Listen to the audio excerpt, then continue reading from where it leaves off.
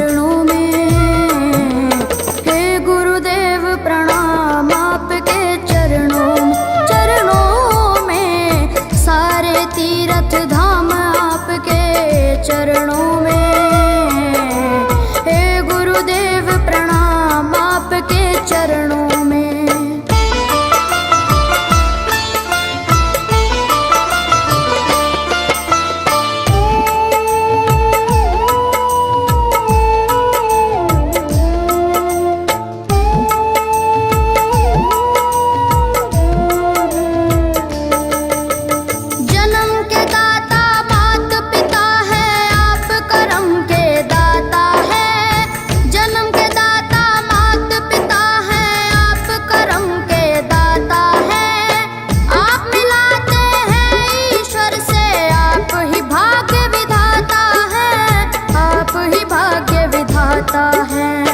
दुखिया मन को रोगी तन को, दुखिया मन को रोगी तन को मिलता है आराम आपके चरणों में।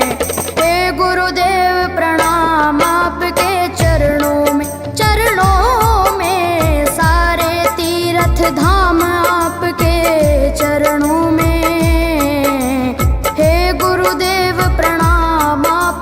चरणों में।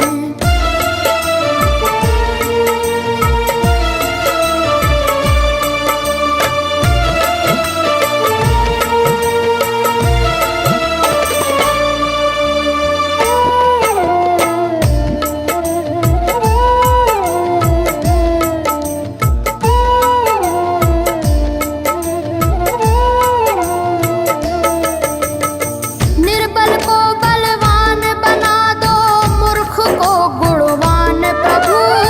निर्बल को बलवान बना दो, मूर्ख को गुणवान प्रभु। देव कमल और बंसी को भी ज्ञान का दो वरदान प्रभु, ज्ञान का दो वरदान प्रभु। हे महादानी हे महाज्ञानी, हे महादानी हे महाज्ञानी, रहूं मैं सुबह हो शाम आपके चरणों में। हे गुरुदेव प्रणाम आपके चरणों में। चरणों में सारे तीर्थ धाम आपके चरणों में। हे गुरुदेव प्रणाम आपके चरणों में। करता करे न कर सके, पर गुरु करे सब होए। सातों दीपानों खंड में गुरु से बड़ा न कोई, गुरु से बड़ा न कोई, प्यारे गुरु से बड़ा न कोई।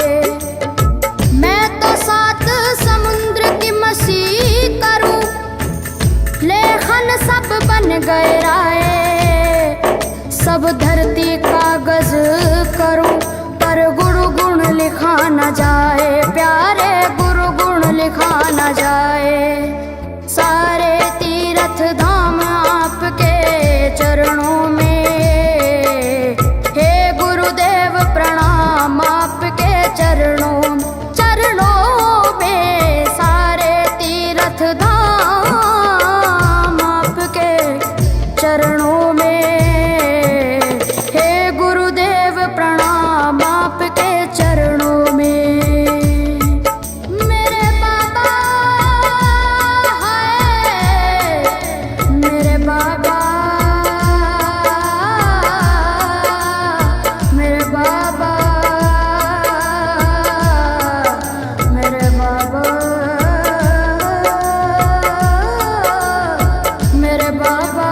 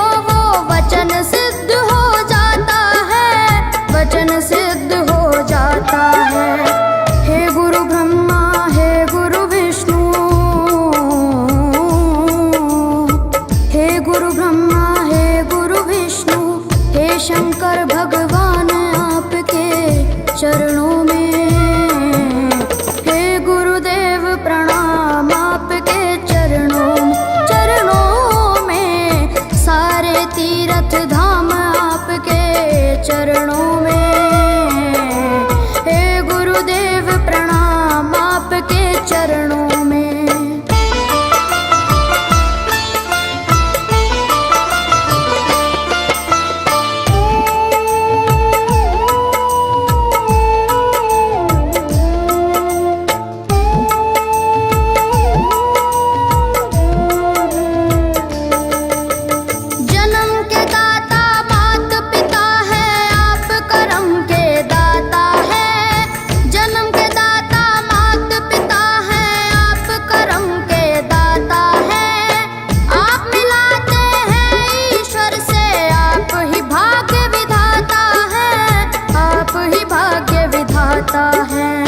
दुखिया मन को रोगी तन को, दुखिया मन को रोगी तन को मिलता है आराम आपके चरणों में। हे गुरुदेव प्रणाम आपके चरणों में। चरणों में सारे तीर्थ धाम आपके चरणों में। गुरुदेव प्रणाम आपके चरणों में।